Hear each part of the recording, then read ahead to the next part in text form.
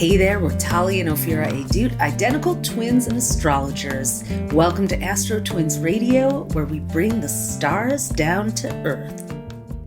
I can't believe the week is finally here. Yes, it is. This Tuesday, November 19th, Pluto is leaving Capricorn, moving into Aquarius, and completely shifting the landscape of our world for the next 19 years.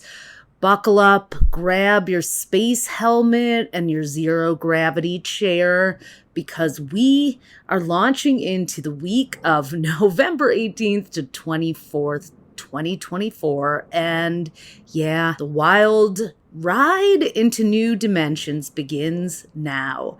Tali here from the AstroTwins with your weekly horoscope update. Let's do this. So yeah, one day this week, one day left, and part of another day, Monday and part of Tuesday.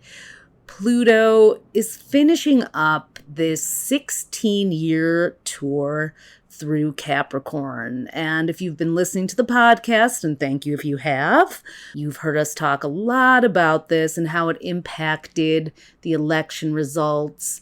Pluto in Capricorn has really been working hard on politics in the United States. The United States was quote unquote born, meaning it was founded with Pluto in Capricorn. And it actually had its Pluto return, the first one since it was formed on July 4th, 1776, in 2022. So that should give you an idea of how long it takes for Pluto to return to a sign. Only about 250 years. These are very long cycles because Pluto is the farthest planet, as we still insist it is in astrology, from the sun. It has these very long treks through each of the zodiac signs, depending on the sign and its cycle, 12 to 20 years. So Pluto has been in Capricorn since 2008. November 2008 is when it planted itself there for the longer term, but already in January of 2008, it was dabbling in Capricorn. And it really, if you think about what it did, Pluto, each planet has a role in our lives, in our system. Pluto's role is pretty sinister in some ways, but also one of the most profound. Pluto is the ruler of the underworld, the hidden realms, the invisible realms, death, rebirth, regeneration, transformation, the phoenix rising from the ashes, but also the one holding the match to burn it all down first. You could think of Pluto as an alchemist turning lead into gold, but there's a painful process that has to happen. And it can also be the planet of projection, of unconscious, where we say, it's not me, it's you, where we point the finger, where we simply just cannot see our quote unquote blind spots. Pluto will also reveal those collectively as it moves through a zodiac sign. So let's take a little retrospective of this 16-year cycle we're just moving out of. So we know Obama became the first Black president in the beginning of Pluto in Capricorn. Capricorn, the sign that a planet is in, we like to think of as the costume that it wears. So if you were in our Become Your Own Astrologer program, you know we have our Hollywood metaphor. If the chart of your birth chart or any chart at any given time is the movie of your life or the movie of our lives, the planets are the actors and the zodiac signs are the costumes that they wear. So Pluto's been wearing the costume of Capricorn. Capricorn is the provider, the patriarch, the business guy, the CEO, business person, should I say. We're not going to genderize here, but if you do genderize, I am going to genderize a little because Pluto is bro-culture-y. It is associated with men in power, but also all people in power. It's just had a traditional association with male forms of power. And that doesn't have to stay that way. But that's just something I wanted to share with you because it is relevant here.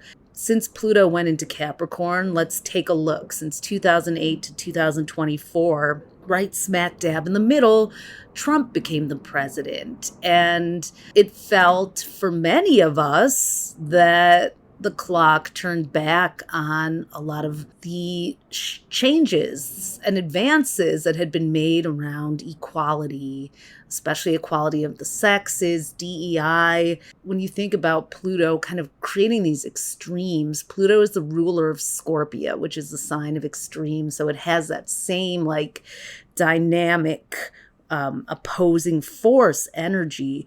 Pluto in Capricorn brought out the broiest of the bros, and it also exposed the broiest of the bros, from Harvey Weinstein to everyone who got taken down in Me Too, Jeffrey Epstein.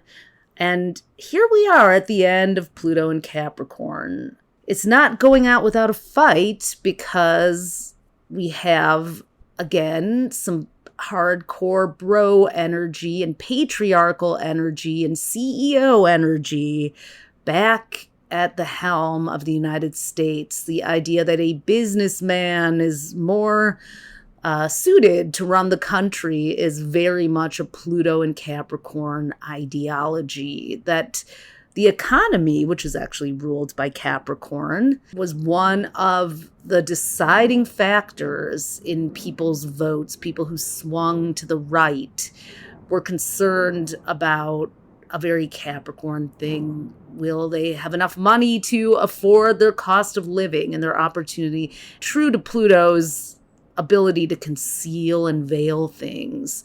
There was actually not really much thought given to the fact that every incumbent who had to deal with inflation while in office lost their elections this year. There was a lot of finger pointing, oh, the president or the prime minister is to blame. Speaking of which, we've also seen a lot of power battles, wars that just won't end, primarily at the hands of some patriarchal men who are doing things in the name of their citizens and their countries that most people don't agree with. So, yeah, Pluto in Capricorn is leaving us in an interesting space. It's also revolutionized the economy, though, in many ways when you think about what we've been through. So 2008 began with the mortgage crisis, the recession. We had the Ponzi scheme of Bernie Madoff. A lot of people lost their shirts and their homes. It was terrible. It was depressing. It was devastating. Then in the middle there, things started to improve. And interest rates dropped to an all-time low during the pandemic. There was a huge redistribution of wealth from that alone.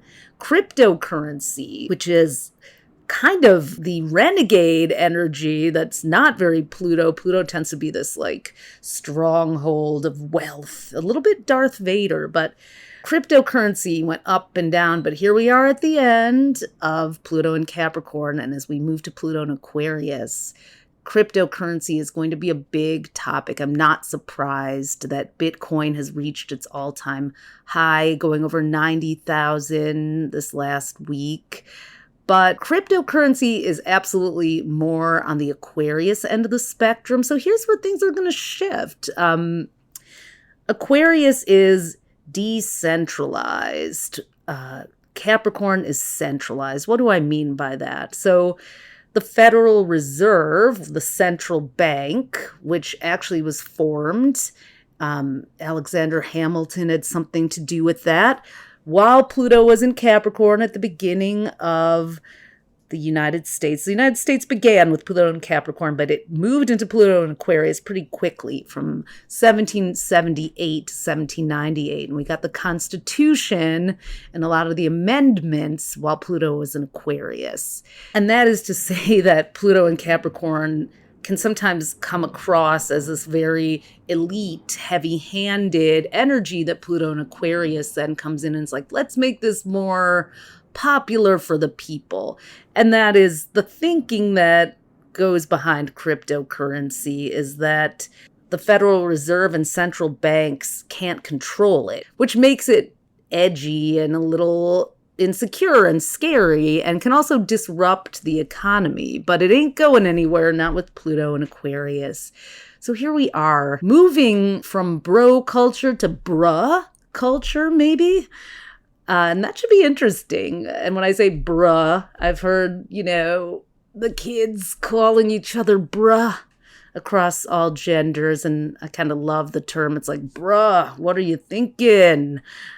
And that's something that we're all going to be asking ourselves in this new 19-year cycle that lasts until January 19th, 2044. November 19th, 2024 to January 19th, 2044. We are stepping into this new uncharted territory in this age. We haven't had this since 1778 to 1798. And in our 2025 horoscope book, which I just got my advanced copy of, and it looks beautiful. We're going to be starting to ship those out in about a week. So definitely put your order in if you want them in time for the holidays. So in the 2025 book, we have a whole trend report. We have them every year, but this year we did it a little differently. It's at the back of the book. After you read your month-by-month horoscope breakdown, the top 5 themes for your sign, all the things that are coming for you in the year ahead, we have at the very end. And of course, we have the hot spots too, so you can use it all year long and say, hey, what's happening today? Oh, Mercury turned retrograde. Got it. But at the end, we have a trend report, and we divided it by themes: relationships, the economy, workplace, dating, celebrities, food. And we've made some bold predictions again. This last year, it was really wild how many of our predictions came true. We predicted the Bennifer breakup, the Bieber baby.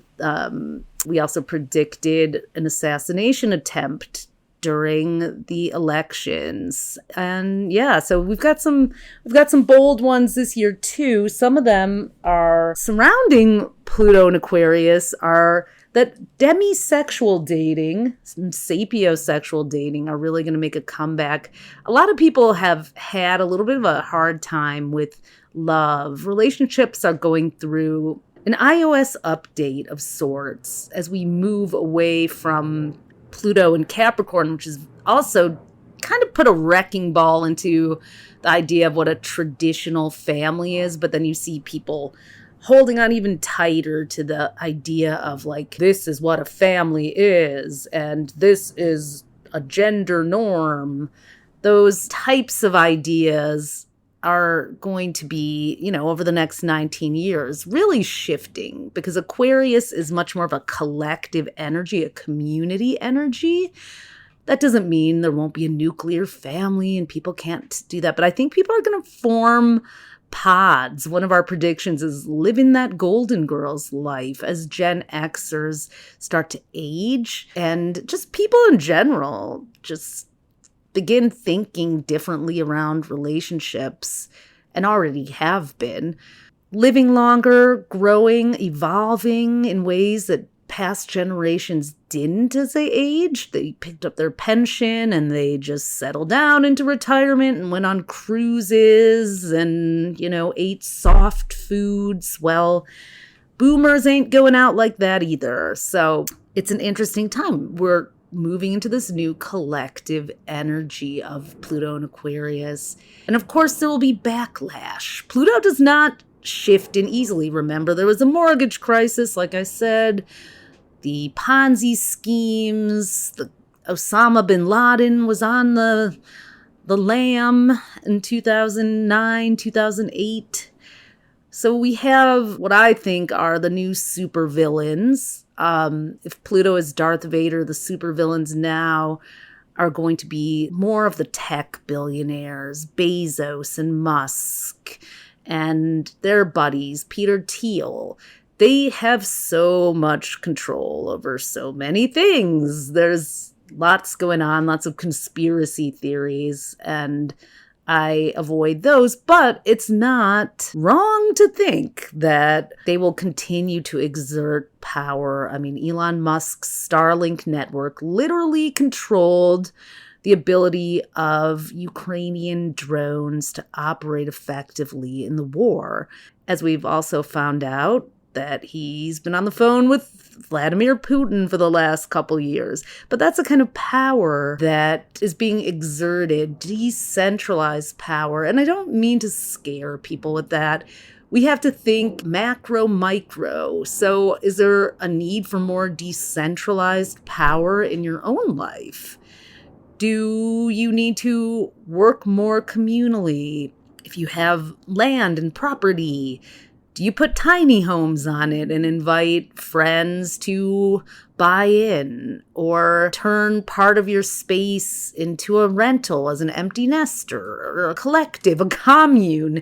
I don't think it's going to be the traditional way. I actually saw a lot of people kind of trying to buy land together and have the collective farm, and it fell apart while Pluto was in Capricorn. It may work better with Pluto and Aquarius now. We had Jupiter and Saturn in Aquarius during the pandemic, and that maybe this will work. So Aquarius, don't get me wrong, Aquarius is a little bit anarchistic, but not completely. Aquarius is one of the 4 fixed signs, or the authority signs, as we call them in our book, The Astrology Advantage. And it is one of the paradoxical signs that is both free-flowing and rigid and organized at the same time. I don't know a better project manager than an Aquarius. I've worked with them and they just get shit done. Our publicist, Ari, shout out to her. Amazing Aquarius, totally got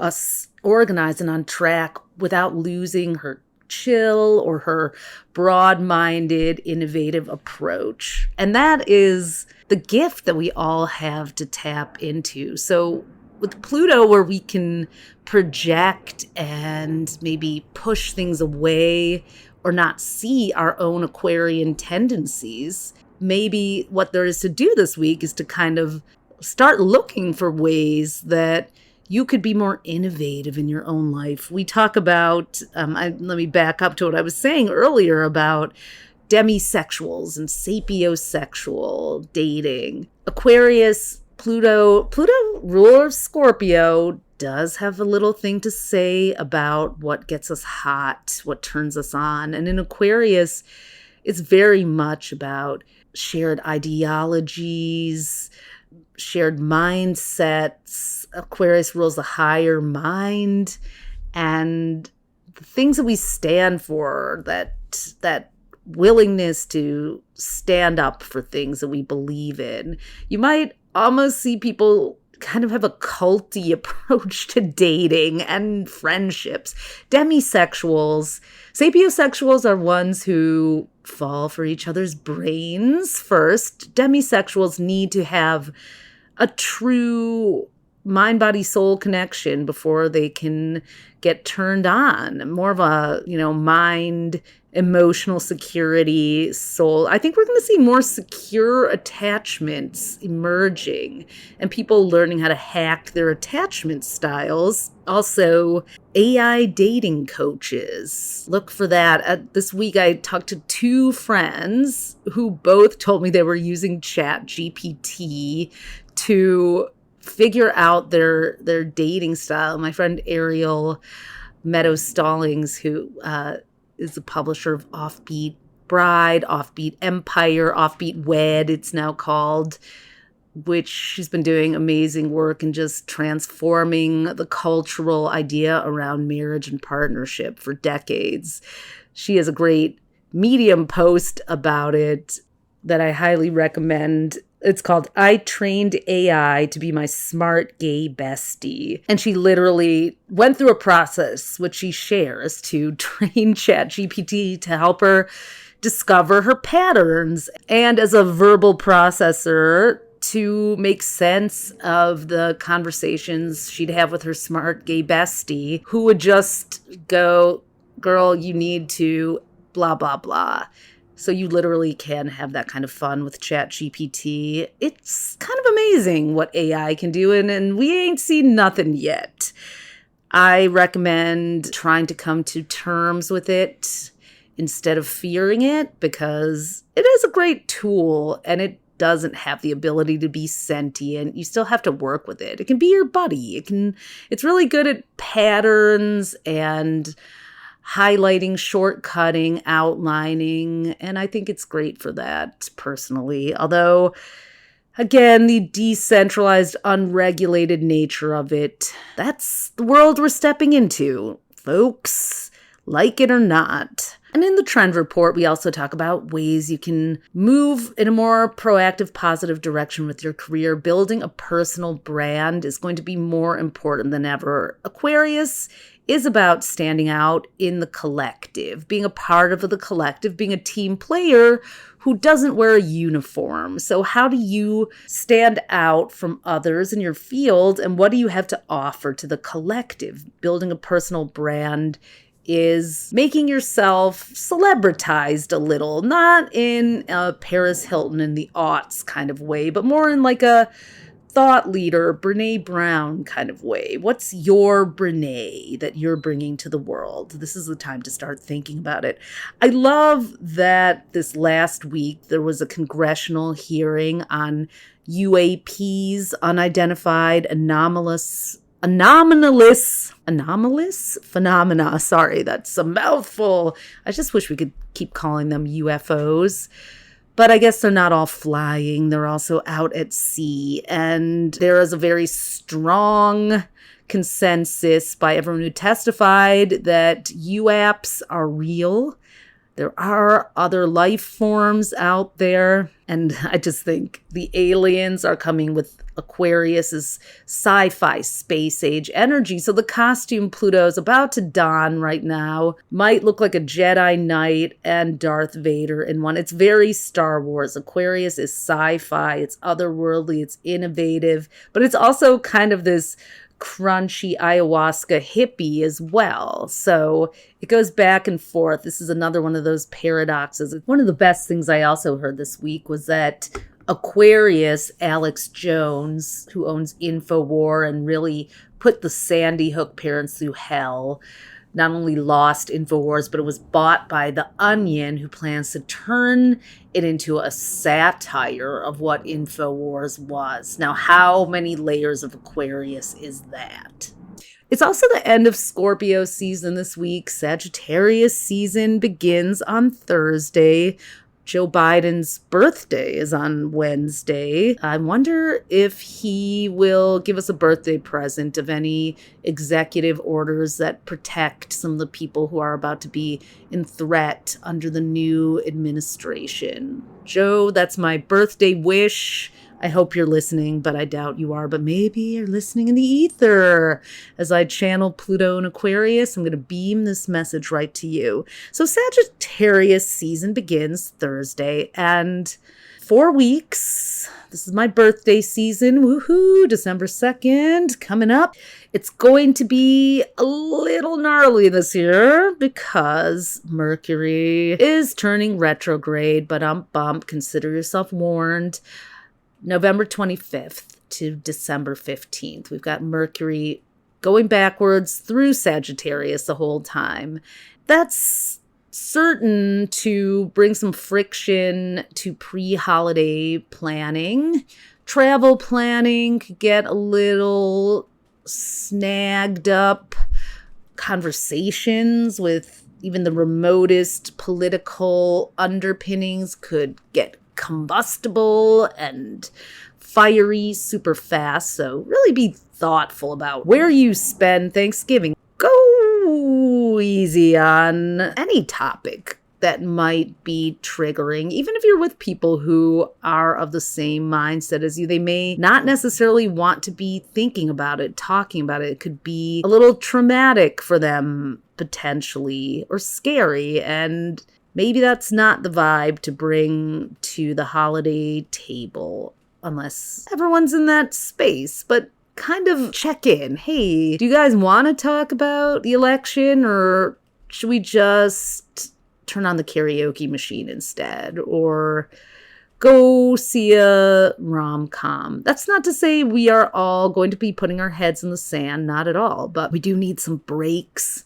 from thinking about it, talking about it. This whole year has been exhausting and a roller coaster ride and intense and scary because so much is on the line and we are going to all have to deal with it come January 20th when the inauguration takes place. And already watching some of the cabinet picks for me personally has been just like, I can only look once a day at the train wreck of some of these choices.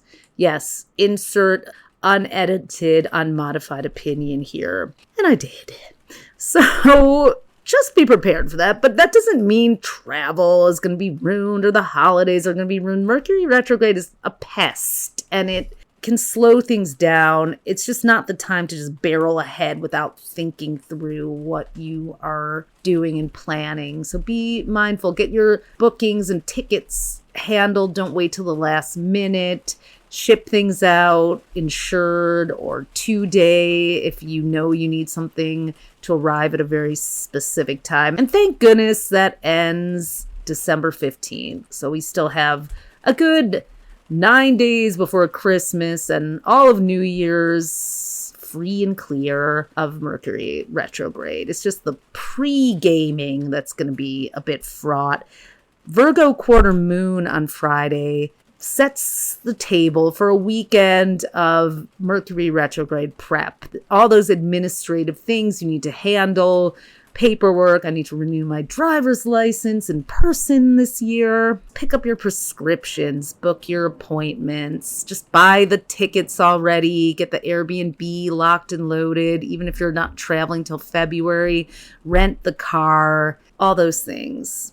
And that's the week. That is the week. You might feel a lot like you've landed on another planet, or you might just feel this slow seeping in. Pluto's long cycles, again, this is 19 years, and it's impacting every sign differently, which you can read about in your weekly horoscope on astrostyle.com and get more into the details. And of course, we write all about it in the 2025 horoscope book, which comes in the big book this year, as well as the 12-sign individual planners. We have some great bundles for the planners. You can get 3 for $99 right now, and they're $59 each, so that's a major savings. So get one for your sun sign and your rising sign if you like to read for both, or get one for your sun sign and 2 for presents for other people. We also have a bundle with the big book and the individual planner. So you get the big book, which has all 12 signs in it. So you can put it on your coffee table or at your salon or wherever, your office, and share. I've seen the 2024 book at my favorite coffee shop, Squirrel Chops here in Seattle, is quite dog-eared. So it has been loved up this last year, which makes me very happy. It's really fun to share and talk about it with other people. But of course, you might need your own with a calendar that you can flip through. That's why we did the individual sign books again this year. So you can mark it up and make sure you're not traveling, at an inopportune time, or picking a wedding date while Venus is retrograde from March 1st to April 12th. Or if you are, then you make sure you get your vows renewed the next year, or you get your marriage certificate from the courthouse before the retrograde. All those things are waiting for you in the book and doing our first shipping right now, but they are selling fast, so make sure you grab your copy. And if you do so before Wednesday, use the code FULLMOON10. The code FULLMOON10, that's the number 10, and full moon spelled out, all one word, FULLMOON10 for 10% off your purchase at checkout. We have extended our Friday full moon sale for podcast listeners only. Get it while you can. Also, if you're enjoying the podcast, make sure to hit that little follow button up top if you're listening in Apple or on Spotify. And if you love the podcast, we'd be oh so grateful if you left us a 5-star review. Even 1 or 2 words would be much appreciated and helps us keep this baby going strong. I'll be back next week to talk about Mercury retrograde and holiday planning and all that good stuff. But for now, try not to let the aliens abduct your better thinking as we move into this new era. Have a great week, everyone. As always, thanks for listening. You can discover more of your star power at astrocell.com and be sure to follow us on social at AstroTwins. Join us next time for more cosmic fun.